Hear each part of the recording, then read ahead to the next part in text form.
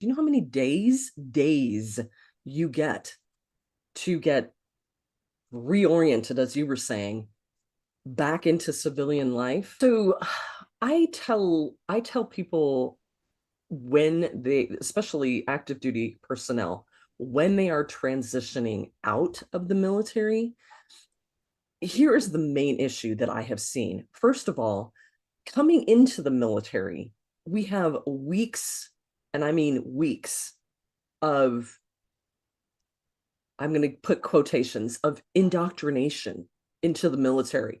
You learn the acronyms, you learn, the different things that you're going to need to know to speak, for me, to speak Navy or to speak military.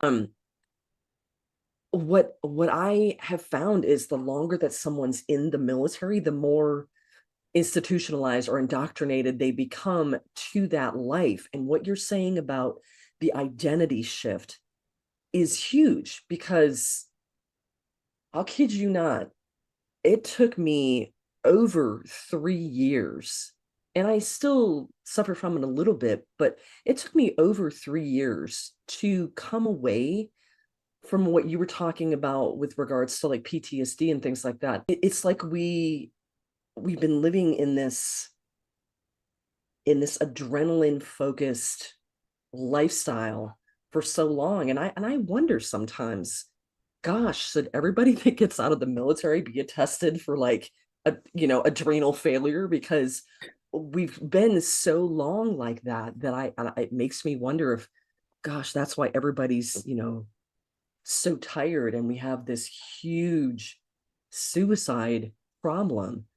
um I mean, that is one of the main reasons that I started Military Women's Collective, was to combat that huge epidemic of suicide. And I know how extremely lonely and isolated, and I mean, yes, I was depressed. You go from having this huge tribe of people to nothing, to nothing.